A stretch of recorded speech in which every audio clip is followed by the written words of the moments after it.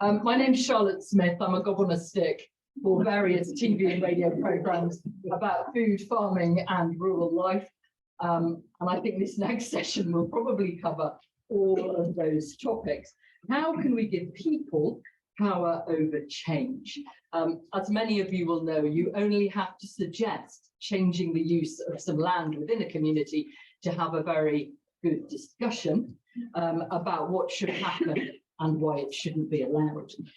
We, as you can see, have a panel. We also have people joining us online. We hope to have your questions and your contributions brief and to the point. If you could, that would be great. And as extra performance-related pay for people here in the room, there will be drinks after this session. Hooray! First, let's hear from Jim Elliott from the Green Alliance on the findings of a new report on increasing community engagement in land use management and change. Jim.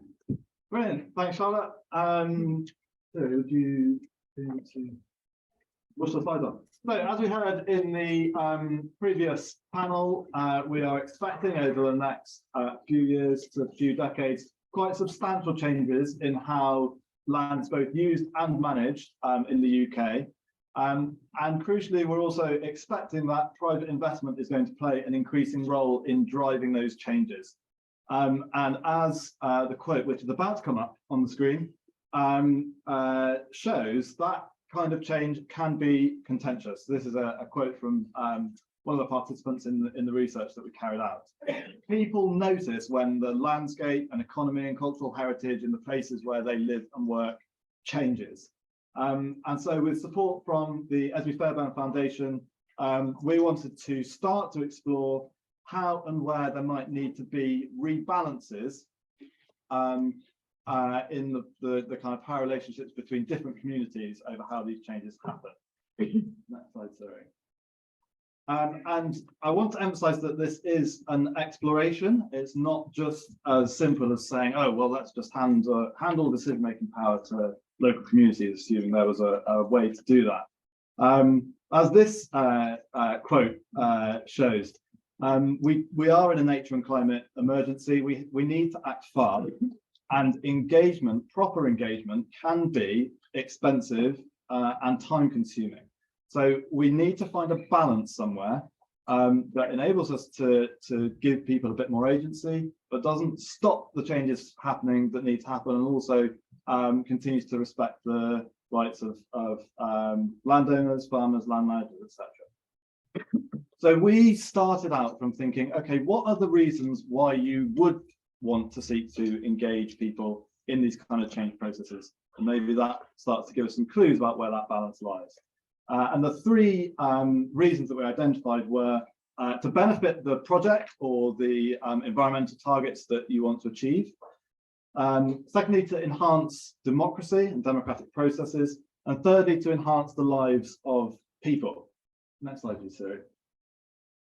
So in our research, we identified loads of potential benefits of different forms of community engagement, from attracting more investment from investors who want to make sure that projects they're investing in have a strong social license, all the way through to ensuring the resilience and longevity of a project by ensuring that people are bought into it in the place where it's actually happening. Next slide, please, Sue. On enhancing democracy, this is more of a principled argument. It's about believing that it's morally right that where decisions are being made that affect people, that those people have a say in what's happening. So that's a really appealing argument, but when you start to drill down into what it means in practice, you again get back to this question about, okay, what's the appropriate level and type of involvement in different circumstances? This is not about transferring all decision-making power, as I said, to local communities, but there was a feeling in the research that we did that in at least some circumstances and in different parts of the UK, feelings about this are stronger than in others. There's a feeling that in some circumstances there is a need for a bit of a rebalance between different communities in these decisions. Next slide, please. So finally, on enhancing, doing community engagement in order to enhance people's lives. Again, this is kind of like a moral argument, but it leads to thinking about a slightly different type of engagement. It's a bit less about decision-making power and a bit more about how you're distributing the benefits and costs of changes that happen. Next slide, please. So, where does this leave us? As this quote attests to, we still have this question: what's the right engagement in the right types of changes? We very much want this report to be a starting point of conversation. We've not managed to come up with all the answers very precisely about what needs to happen, where and when. But we have made a start by making 3 policy proposals that we think start to move things in the right direction. The first is that if government were to put more funding into facilitation and match funding of things like small-scale land purchases and capital works for community-led projects, that is quite a low-cost and low-risk way of giving people a bit more agency and feeling like they can be a part of change. And there's some really nice examples of community-led projects. They're not going to add up to the full amount of change that needs to happen, but they, if you put some funding into them, they actually could make a noticeable difference towards environmental targets. But as I say, they only go part of the way, so we also are going to need larger scale government and commercially funded changes. And so what needs to happen in those kind of projects? In Scotland, there are proposals to make it mandatory for very large scale land projects to consult local communities. In our report, we stopped short of recommending that mandatory approach in England and Wales, where the situation around land ownership and land use is a bit different.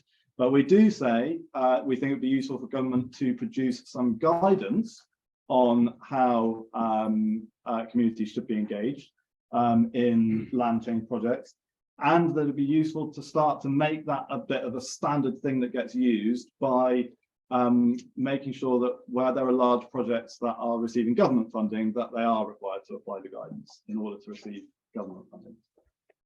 And finally, we think where there are processes that do allow public input into questions about land use and land management, for example, the local nature recovery strategies in England, those we ought to be making sure they have a meaningful impact on actual changes that happen on the ground to land use and land management.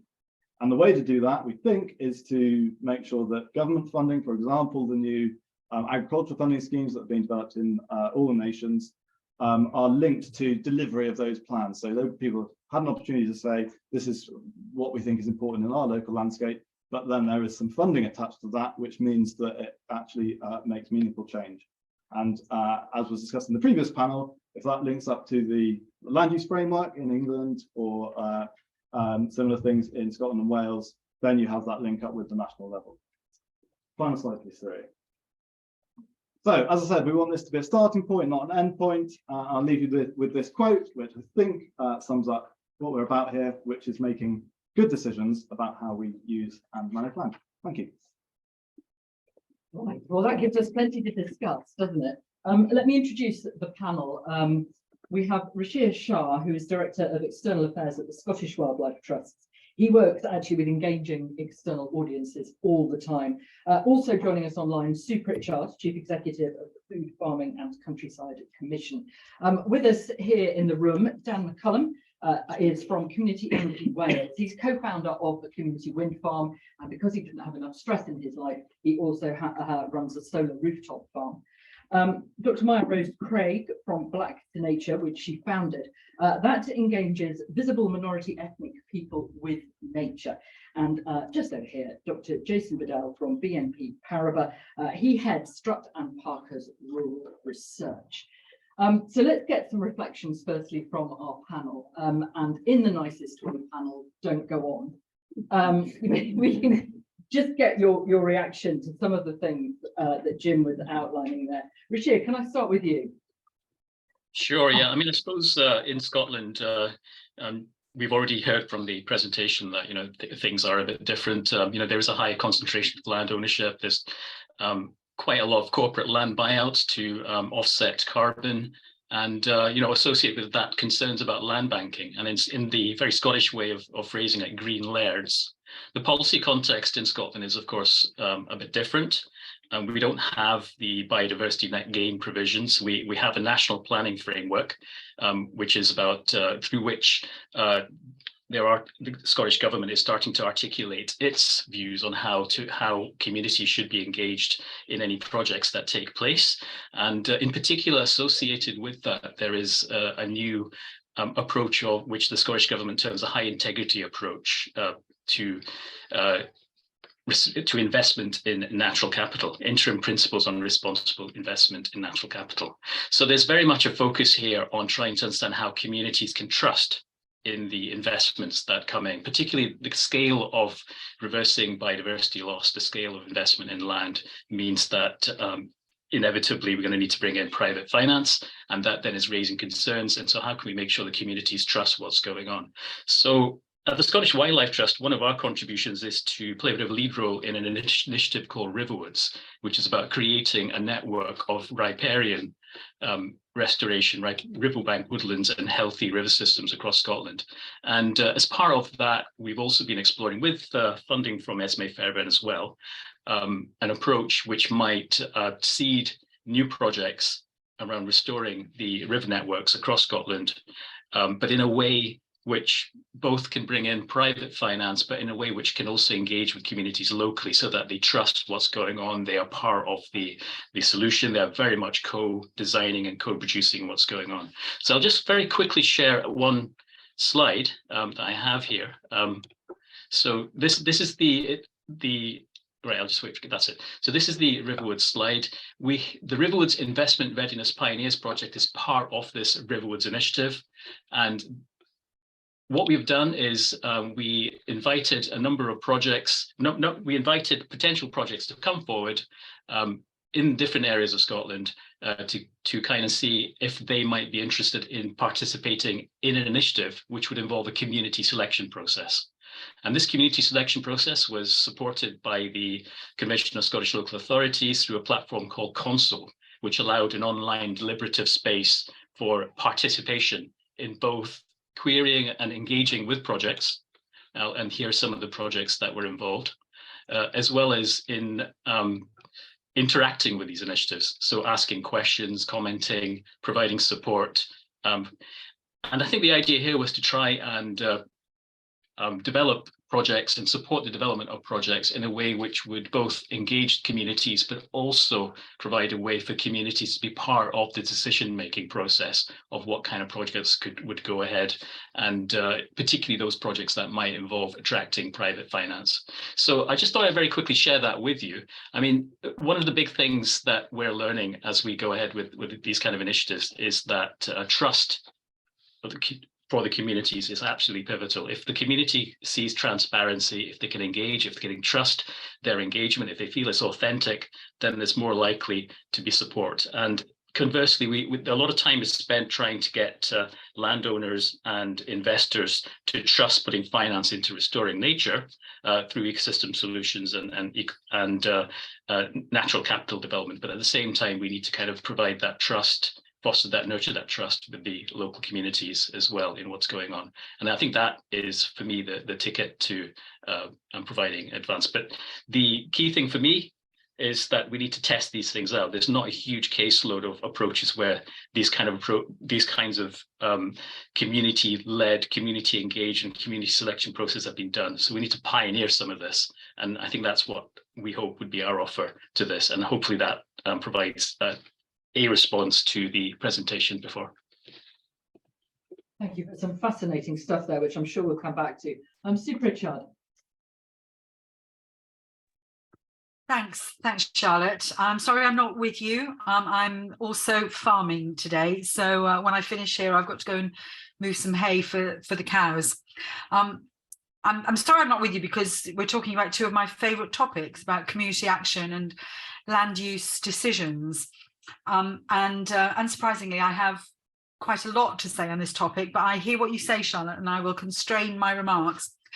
The first thing that I want to say is that when we talk about communities and involving people, they're not people over there or communities somewhere else. We're talking about us. We're talking about people like us, people in our communities who want and expect to be involved and engaged in decisions that affect us. People are already doing things. When we're back at home in our communities, we will see this all of the time. We are probably ourselves, probably many people in this room are involved in community groups, in community action, in doing things in places all of the time. So one of the things that I find quite tricky about this debate, and often the way that it's framed, is the implication that people are somehow waiting passively for an instruction about what to do, usually from government or from a national institution with all of the expertise and the resources, and only then will they somehow be able to do the thing that we expect of them. That is just not the case. Some of the most inspiring and ground shifting initiatives, some of them are mentioned in the report. The Skyline Initiative, for example, in Treherbert, the top of the valleys, those are community-led initiatives, community activists, people in communities who take the initiative to shift the inertia of the big institutions and the big organizations who are currently limiting the aspirations, the imagination, the creativity of those communities. The problem, I think, is that communities often don't have access to the resources that they need, the financial resources, the knowledge resources, the material resources, the human resources that they need to try and make the changes that they want to make.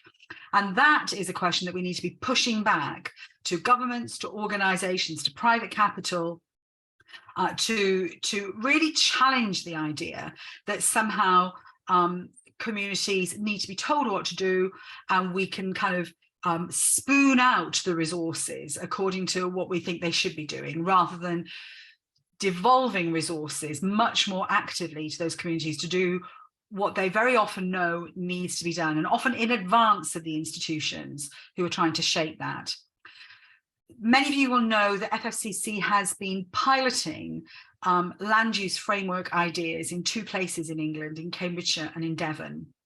We've been doing that work now for the last, well, in Devon's case, the last 3 years, and in Cambridgeshire's case, the last year. And what we find, what is reinforced over and over again, is that people in those communities really want to be involved in the complex, contested, often messy and difficult decisions that they're facing. They want to be involved in the discussions about where affordable houses go, where transport infrastructure goes, where opportunities for work go, where nature is supported and flourished. They want to be involved, and they have really valuable and important perspectives. It's rather contrary to the idea that people, citizens, communities are just NIMBYs.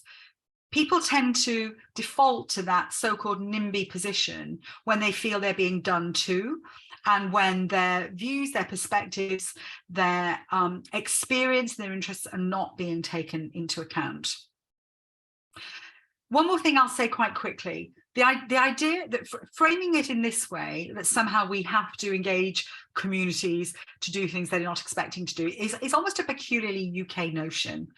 About 20 years ago now, I took a group of Welsh civil service leaders and organisation business leaders to Denmark to talk about how change happens in small countries. This was just the post-devolution settlement. And one of the things that Welsh public service leaders found, to their surprise, was that the whole practice of horizontal connection, of community participation, of people engaged in complex and often difficult conversations was there taken for granted. And when our Welsh public service leaders ask their Danish counterparts, how do you get people to collaborate and participate in decisions? The Danish leaders couldn't compute the question. They couldn't make sense of the question. And they said, but well, how else would you do it? What do you do? And they were very confused when they heard the description of what we do in the UK. But that is not to say that in communities, everybody gets to participate in the same way. Some communities are have louder voices and stronger voices who are typically more well engaged in those conversations. And so when we're thinking about processes like these, we absolutely have to pay attention to bringing in diverse, hard to reach, excluded voices.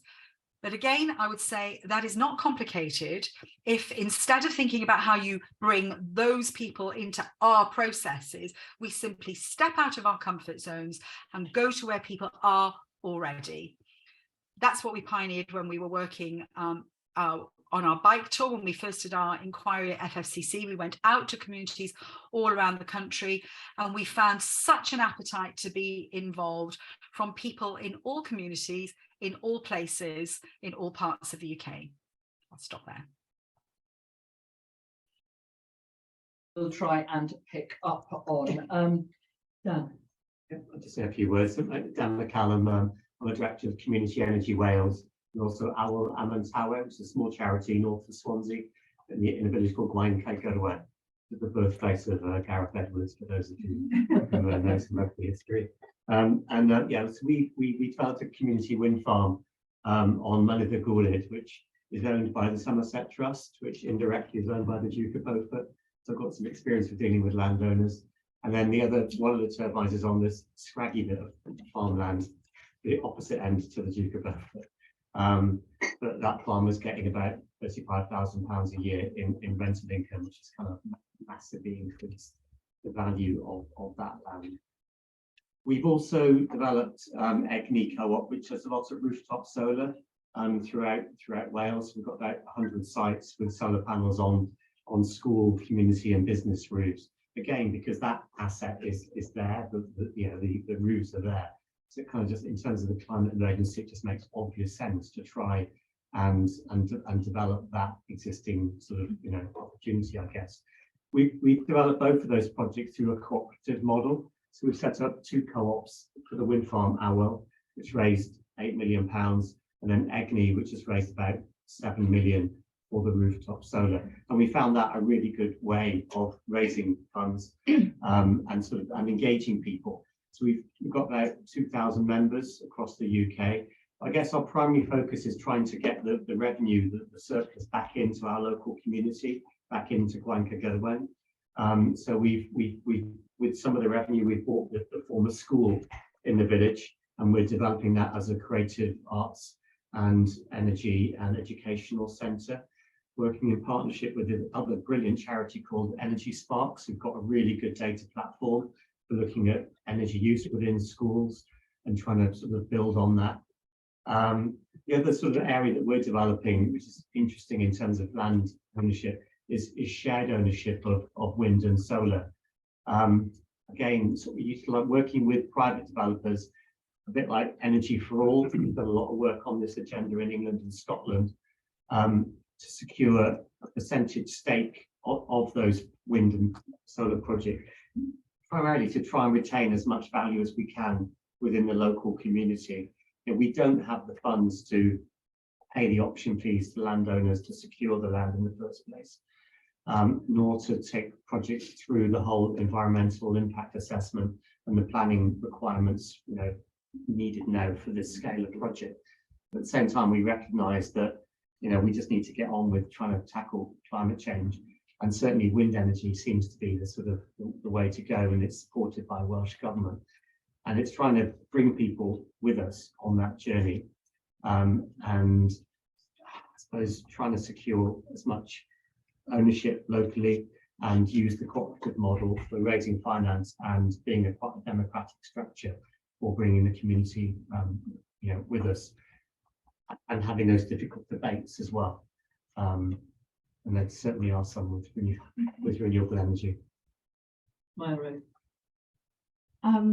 Very briefly, I've been involved with my charity Back to Nature, which I set up in 2013, and the purpose of Back to Nature at the time was essentially to work with children specifically from ethnic minority backgrounds, but in general, children living in deprived urban areas.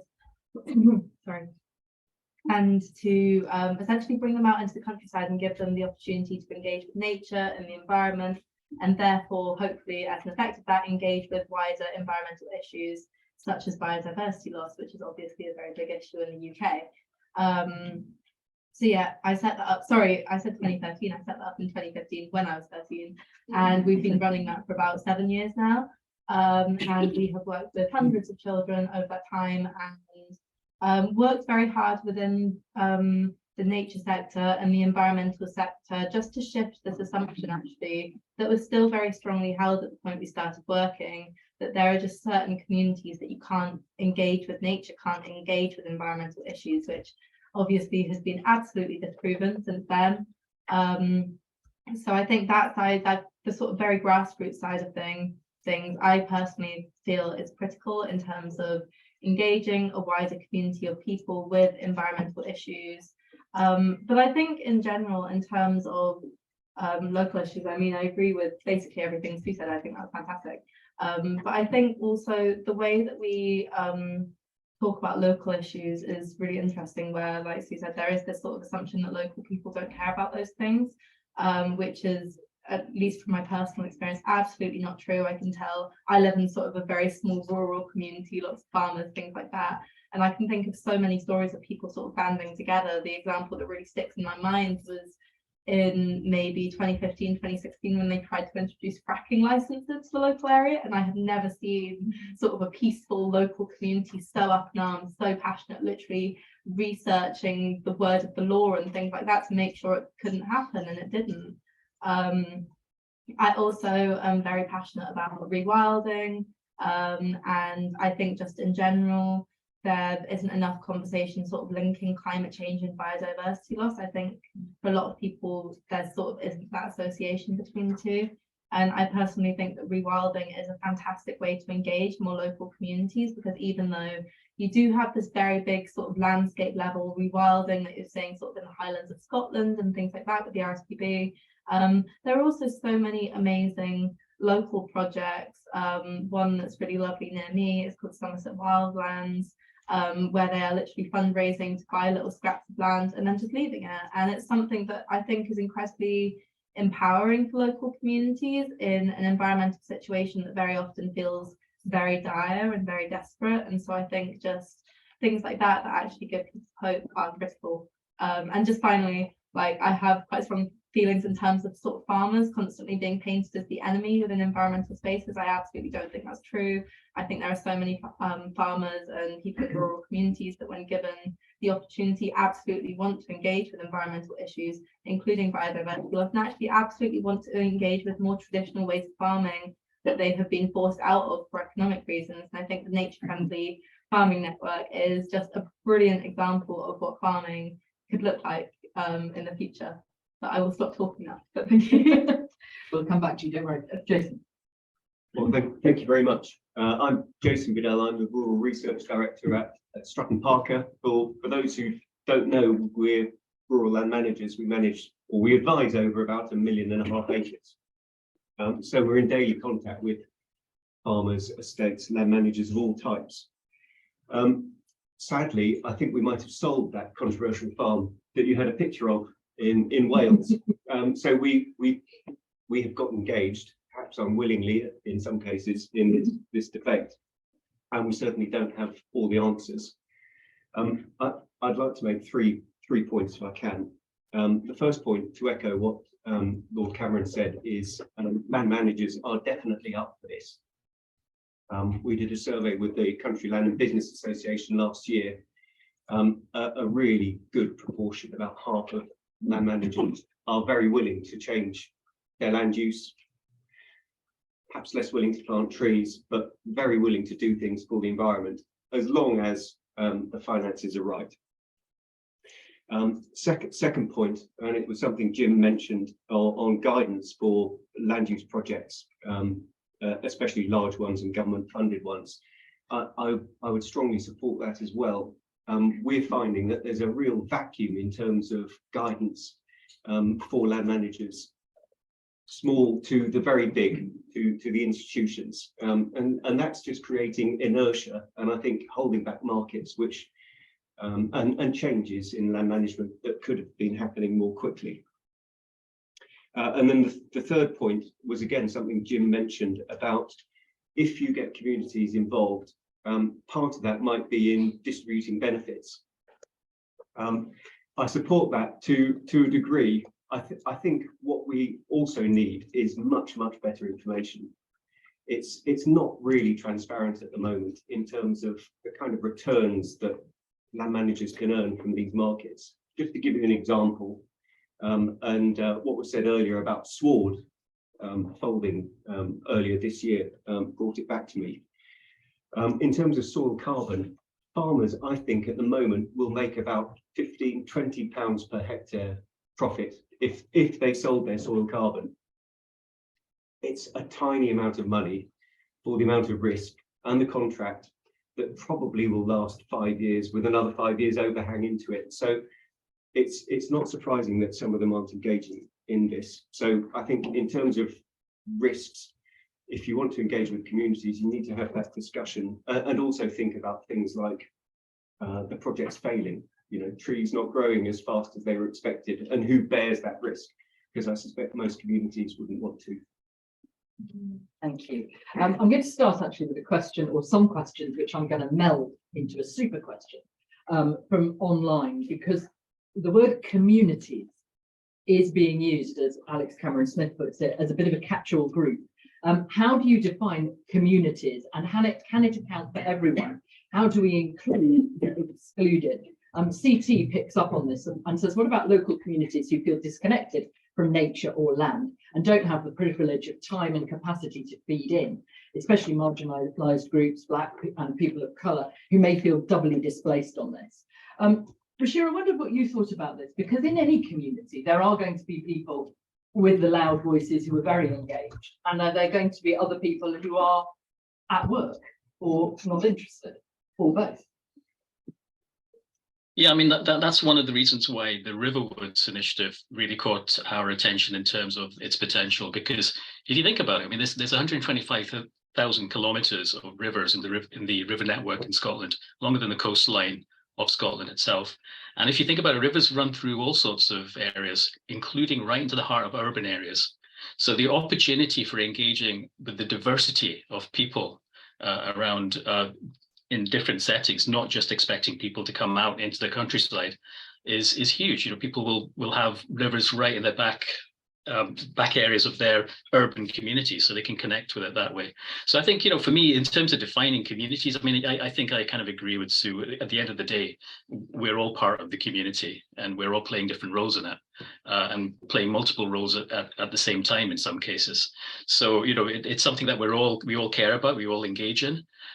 But I think there is the issue of power here is quite important. I think that's what I pick up from what CT is saying, that some people in groups are more marginalized than others when it comes to the decision making that takes place. And what we can do to try and level that is really the hallmark of where we can really build the trust that people might have in any kind of these initiatives that we might be trying to take forward. And indeed, I think the best way of doing that is to support people to take these initiatives themselves, and for us to play that supportive role. And that's what we've been exploring with our Riverwoods project, as I mentioned. How can we support people to do things to their agendas that they want to do? Because in many cases, they will then be much more passionate. They'll have the ownership. They will want to drive it forward. And I think at the end of the day, yeah, for me, it's about the power balance in communities. It's less about how we define communities as specific groups. I absolutely agree with all of that. And I think also the way that we talk about community activism, almost, it's almost quite often referring to it like it always has to be bottom up. It always has to be individual people on the ground going like, yeah, I'm going to change the world today. And it's not. It can be both. It can be top down and bottom up and everything in the middle as well. And it can be interactive. So you can have things led from communities where they take it upon themselves to create change. But you can also have organizations going in there and creating support and being like, actually, we're going to enable you to make change that otherwise you wouldn't be able to do. For example, I think a lot of community-based change, which maybe we haven't really talked about yet, actually involves sort of knowing how to navigate local government and things like that, which is really difficult. You don't know how to do that instinctively. You have to learn. And there are lots of communities, especially communities where people do have full-time jobs. They are very busy working, where people aren't able to take that upon themselves. And that's where maybe you would have an organization coming in and being like, actually, we're going to show you how to do this. We're going to enable you to make change within the local community. And I think also just for context, I think one of the most popular events that Black Nature has ever done was during the pandemic, where we sort of had to shake up this overnight model, where we decided to do things with family groups, where we were bringing families out of Bristol into the countryside and giving them trees and giving them land and saying, go and plant some trees and go and sort of help. And we had hundreds of people turning up, which we did not expect. And we had so many people saying actually it felt so good to do something physical with their hands, but they felt like they were making change because of where they lived, because of the jobs they had, because of they didn't know how to maybe navigate things locally. They had never had the ability to do that before, and they were interested in doing more. And so I think just giving people the platform, enabling them to go and make that change that they need, whether that is more locally or less so, I think is incredibly critical, especially when we're talking about marginalized communities, such as more working class communities or people of colour. Sue. I agree very much with what's been said already. I think transparency is really important, and honesty too, that sometimes the things that we're talking about require really complicated and difficult trade-offs. There are a couple of examples that I'm thinking of in the work that we've been doing recently. We work with a Bangladeshi community in Birmingham, the Curry House restaurateurs, entrepreneurs, who are such an energetic and really well-connected bunch. I spoke at their conference a few months ago.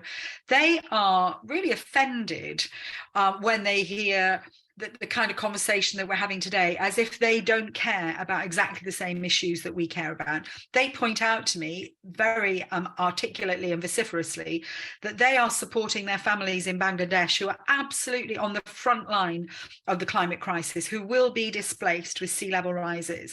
And they're living with that in a really visceral way, day in, day out. And they want to know what they can do to help. And they're already engaged in charitable projects and activism that draws attention to those issues amongst their community and responds in a really practical way to it. That's I think a good example that gives the lie to the idea that somehow certain groups of people care more about these things than others. The other issue about power actually is that sometimes people in surprising places feel a bit powerless.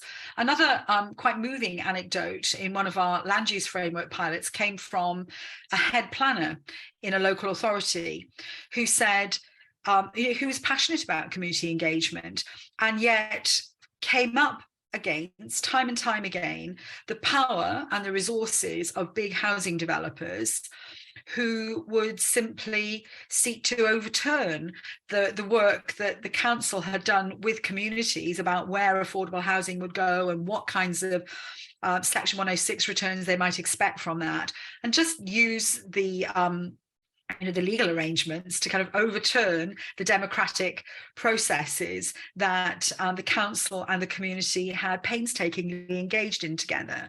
So I think that is a really, really important role for government to put boundaries and frameworks around decision-making and opportunities to rebalance the power asymmetries that really do exist when we're trying to work through these complex issues. You're sitting here in the room, stick your hand in the air and wave like you just don't care. In the meantime, I'm just going to take a quick real life example to put to the panel. David Richards says he lives in rural Herefordshire, where a 100-acre solar farm is proposed nearby.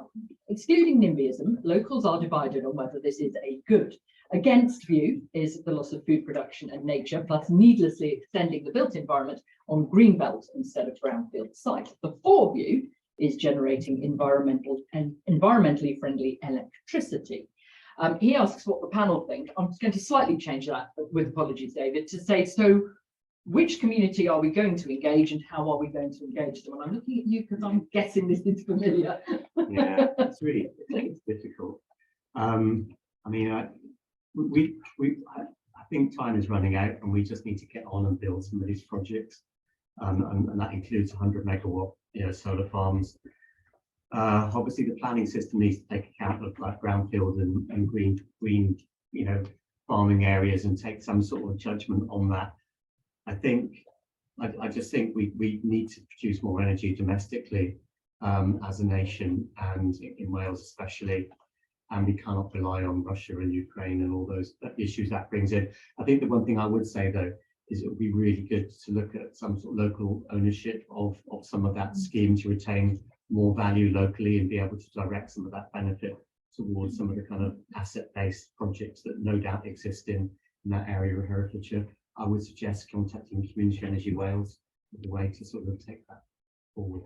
And just the other slight point to make as well is that agenda around shared ownership as a way to engage people in renewables is something that is really happening in Scotland and Wales, but it's not being taken up in England.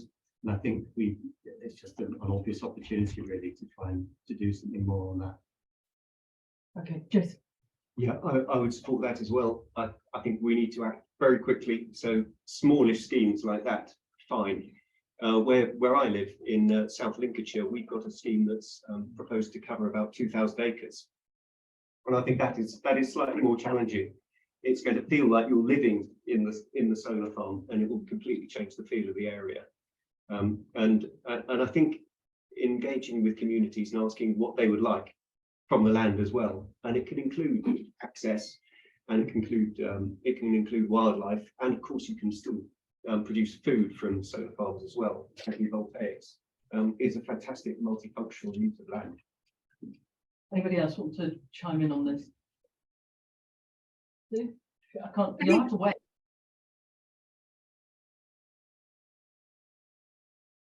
Go ahead. Sorry. Was that to me? It Charlotte? is, yeah. I just want to yes, agree that very often communities do come up with creative solutions to what otherwise might feel a kind of polarizing argument. So things like solar panels as a patchwork on land with designed so that grazing can carry on underneath them, for example, or being used alongside food production or horticulture. So when we start thinking about multifunctional landscapes, multifunctional uses of land, and think more creatively about what's possible on one piece of land, very often there is a route through what can otherwise feel like a very polarized set of arguments, and it's the process that we use to facilitate those decisions that cuts through what otherwise ends up being people on one side or another side of a pretty zero-sum debate. Remind everyone to try and keep them short. Chap at the back. Can you speak up because you're in the worst place just to hear for the people online? I'm just going to say it again, which is when people are talking about community, people are talking about solar panels and solutions. I've got 3 friends in Congo, Ghana, and Nigeria. And they're telling me what's really going down, not some media interval from some Western information. The real issue we are not talking about is the resource extraction so we can have a green new world. It's disgusting, involves the rape and murder of people and the land rights. So I want to see when someone like me, who's really punching above his weight and asking these questions and saying, hold on a second, this is my land. Who gave up the rights of my land to be mined for lithium and cobalt, for the forest to be stolen, for the women to be abused? That's my question. The renewables are not fossil fuel free and they are not harm free. And the world is going to see this. I want to know, when is the conversation going to be that these solutions are inherently worse than the problem you're supposedly trying to solve? Thank you. Thank you. We discussed that in the last panel. And But so, this is the community thing. yeah, exactly. This is the May I community finish my sentence? Thank you. We did discuss some of that in the last panel, but does anybody on the panel have anything to say? Take Yeah, it quickly. I think that probably more so in the younger generation of climate change activists, but that absolutely is an acknowledgement that environmentalism and conservation are essentially still acting out forms of modern day colonialism. Conservation has been linked to human rights abuses, rape, murder. There's still very much a Western attitude that we know better than countries in the global south when it comes to solving environmental issues. And I think that that is increasingly being acknowledged in environmental circles. I personally became involved in climate change campaigning because I do have family in Bangladesh, and that is a country that is being affected by climate change now, even though it is a country that has contributed very little to climate change. But I think, however, to talk about renewable energy like it is objectively worse than climate change, when that is something that is already killing and displacing millions of people, is also disingenuous. It is terrible that people are suffering. I think it is very indicative of a wider Western attitude towards countries that they see as less developed, lesser people. But I do at the same time think that renewables still have to be part of the solution for the future, because quite frankly, we don't have another solution. And so I think instead of talking about renewables like they are the negative in that situation, it is instead time for us to push against these very sort of colonial attitudes that we still see within energy and extraction companies and big corporations around the world. Great, thank you. Let's move on and talk about forestry. Andrew Heald says it's interesting to hear the calls for a more inclusive conversation about land use. Can the Green Alliance explain why they excluded the forest management community from their land use report? Jim. That's why I thought of the camera. I can only apologise. It was certainly not a deliberate decision to exclude any particular communities. We, in going about this research, what we were trying to do was look.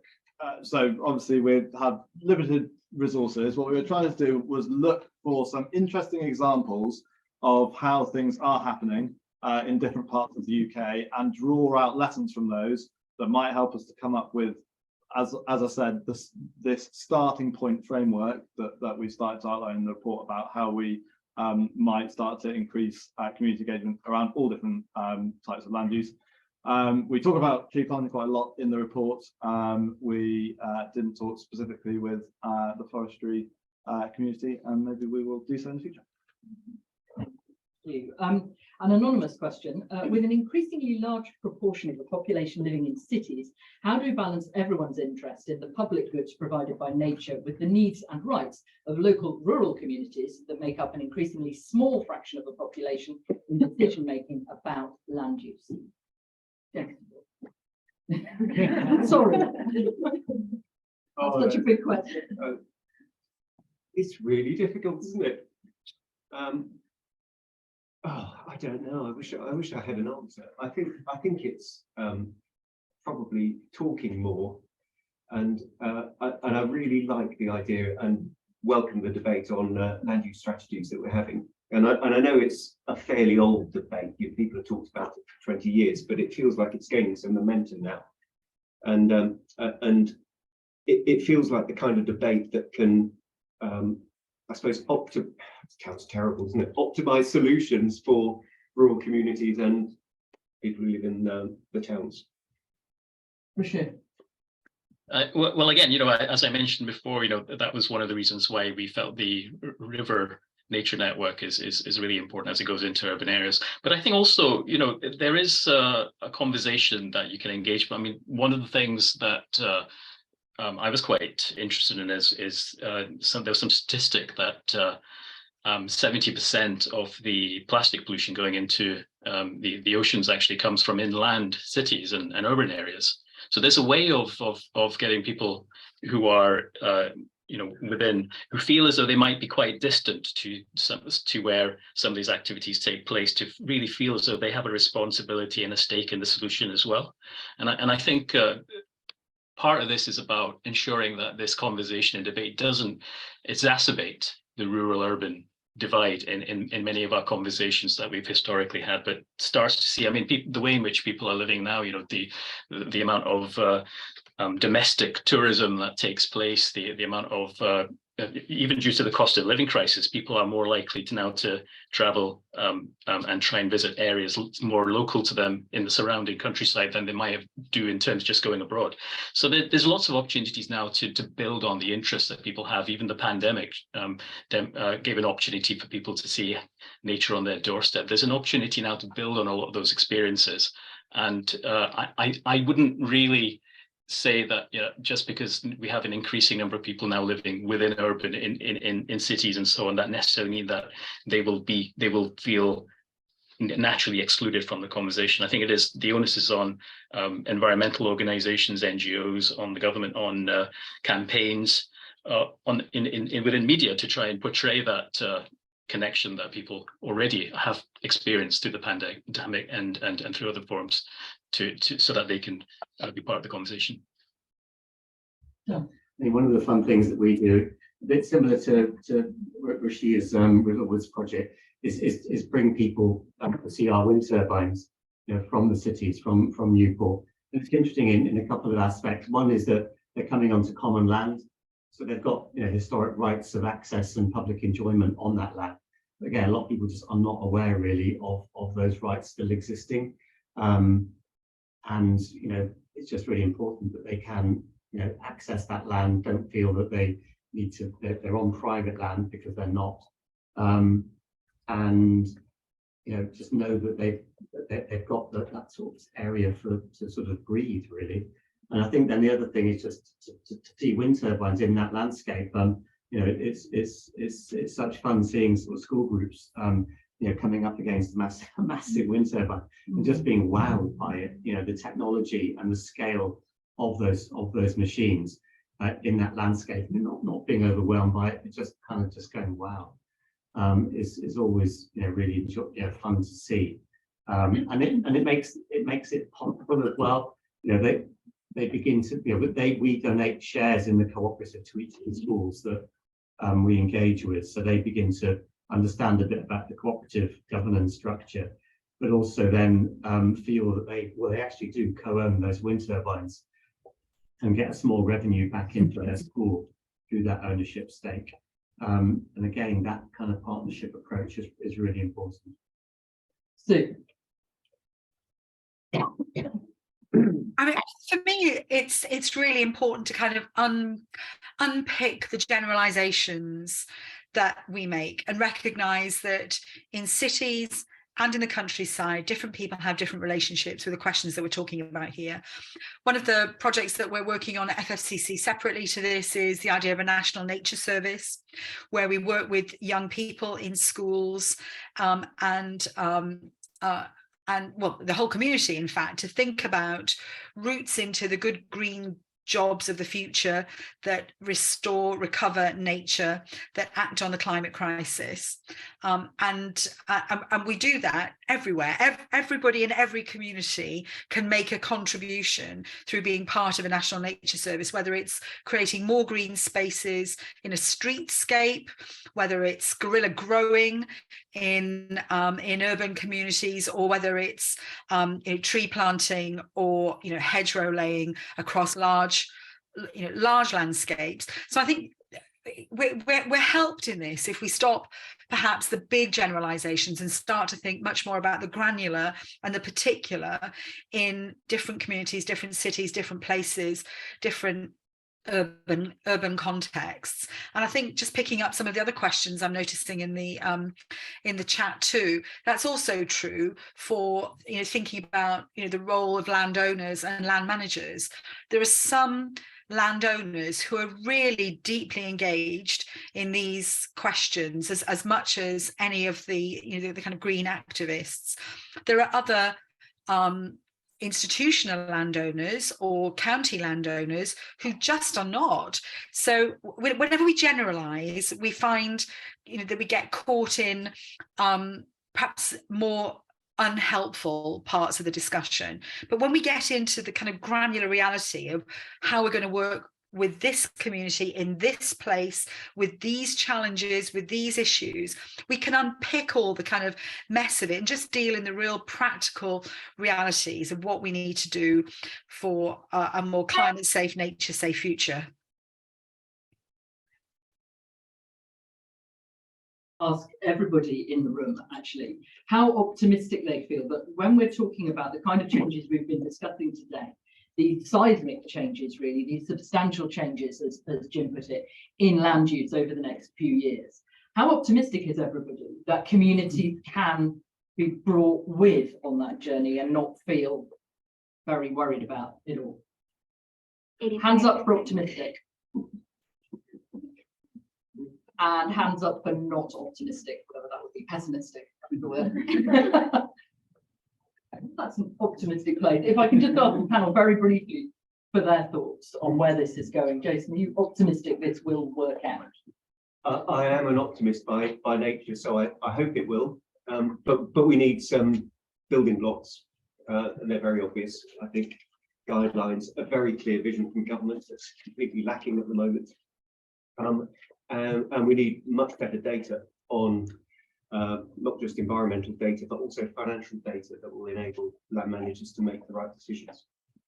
Bashir, are you optimistic on this? I suppose you must be because you're doing it. I'm definitely optimistic about the direction we're going in. I think, you know, particularly the public and their understanding and how that's developing and maturing. The bit which I might be a bit pessimistic about is the pace. You know, are things moving fast enough to tackle the scale of nature loss and climate crisis that we're currently facing? I'm not entirely sure about that at this stage. I'm not sure I'm optimistic or pessimistic. I think I just sort of am, or I'm doing. I think, yeah, it's possible. I think concerns about pace are extremely valid, but I think it's just one of those things where we're working hard. There are loads of organisations working hard, loads of brilliant projects. It's not something that will happen by itself. But I think with enough collaboration and sort of bottom-up work, hopefully things will happen, but we'll see. We just got to carry on doing and see, I suppose. And I think there's some choices. I mean, the chap at the back who mentioned the mining, it's a very, very valid point, especially in relation to battery production. And I don't know what the answer is, and I don't know to what extent, you know, that mining is happening at the scale that you seem to be indicating. I'm not totally convinced that it is. But at the same time, it's a bit like the biofuels debate. We've got to be really careful not to go down a route which actually is a lot worse than what we, you know, want where we're trying to get to. I agree with you that you bang on about renewable energy is clearly the way to go. Just from my own experience, I would say wind turbines are just like, you know, really a key solution. Solar panels, there's much more debate about that. One of the tangible things we do is not buy Chinese domiciled solar panel anymore because of the slave labor issue in China. So we just buy REC panels, which are made in Singapore. But some of this stuff is just very difficult, but the debate needs to move on rapidly because of the pace that we need to move at. And within that, there's some compromises that will need to happen. Sue, if I can ask you to be brief, thank you. Well, I'm going to paraphrase St. Augustine, who said that hope or optimism has two daughters, anger and courage. And I feel most optimistic when we are directing our righteous anger that things can't carry on as they are, with the courage to act in all sorts of different ways all around the country and in our community. So when I see people really focused on getting stuff done, then I feel hopeful. For everybody else for getting involved. Before we end and have a drink, I'm delighted to say that Tony Juniper, the chair of Natural England, has joined us. Tony. Thank you. Hello. Yeah, that's not to me. Hello. Hi. Hi. Shall I come on now? Yeah. Yeah. Just turn. Can you get through? Thank you. Yeah. Good. Would you like to? No, I'm all right. Thank you. Yeah, I don't have time to sit down anymore. Talking of the pace and the need to get on with things. So I just say a few things, Charlotte, by way of wrap up. I'm delighted to be here. I'm very sorry I didn't join in with the whole day. I just caught the end of the conversation there. And two themes came through. One is the need for optimism, and the other one is the need for pace. And I think if we're going to get into both of those spaces where we can be more realistically hopeful about the future and actually start making more rapid progress, one of the things we have to do is break out of the situation we're in at the moment. And sitting in natural England and looking at this question of land use and indeed sea use, it becomes very clear indeed that this is the key question. Country the size of England, we've got 130,000 square kilometres, we've got 55 million people, and they want food, they want houses, they want minerals, they want timber, they want clean water, they want places to enjoy for recreation, they want to see nature recovering, they want to catch carbon in the environment, and they want modern infrastructure. And trying to fit all of that into the little space that we have on planet Earth is really quite a big challenge. And in order to get pace to move to sustainable outcomes that are going to meet all of the government's targets on carbon, on nature, on housing and everything else, we're going to have to take a different approach. Because at the moment, the approach we take, I would characterize it as a polarized approach. And you just look at the way land use is mostly talked about in England at the moment. It's a series of binary arguments. There's people who want to protect a beautiful view and people who want to put wind turbines in the same place. There are people who'd like to do rewilding and other people who say, no, we need to grow food. And there's cases where you see housing coming in and people say, no, we've got to protect the green belt. And so we go along with these arguments, and sometimes as a winner and sometimes as a loser. But actually we don't make progress in accommodating the big question, which is how are we going to fit all of those things into a little country like this? And so then that is about the kind of the conversation we have and about how we use the different tools that we've got. And so in terms of the approach we take in matching all of this up, it is, as far as I can see, about integration. And so integration, all the different tools that we have, trying to integrate the different outcomes that we're seeking and trying to bring people together in a discussion where everybody can feel as though they have a say. So outcomes, actors and tools. And if we can combine those three things together in actual places where people live, then we've got a chance of doing something about this particular conundrum. Now, the good thing to be optimistic about is that it's on the agenda. DEFRA will soon be getting stuck into a land use framework after the Environmental Improvement Plan is published later this month. That's going to be one of the next big jobs to do, where the House of Lords report, which has located this discussion in a way that wasn't there before. And we've got some new spatial planning opportunities coming through, including local nature recovery strategies, which might be a way in which we can start to combine some of these different elements. How do you maximize nature recovery, public benefit, clean water, carbon capture and housing in the same landscape? That's going to be a spatial planning process to start talking about all of that. What tools have we got? We've got ELM, the new environmental land management. We've got biodiversity net gain. We've got the nature recovery network, and we've got the existing protected area network to do the nature piece. And we've got an increasingly willing group of actors to come together to start talking about this. And at Natural England, we've established a Nature Recovery Network Delivery Partnership, which now has 650 organisations in it, private sector, public sector, NGOs. And if we can harness all of these different elements and drive together towards the simultaneous meeting of all of these targets, rather than arguing about which one's more important than the other, then I think we've got a chance of doing something about all of this. But the point was made about the need to really urgently get into that new space, and hopefully over the next couple of years, we will start to do that. So congratulations, Green Alliance, for bringing everyone together and putting together two very thoughtful reports, which I'm sure are going to help the discussion. And we're looking forward at Natural England to working with everybody and turning this kind of thinking into reality. Thanks very much. And I'm sorry I wasn't here earlier. Thank you.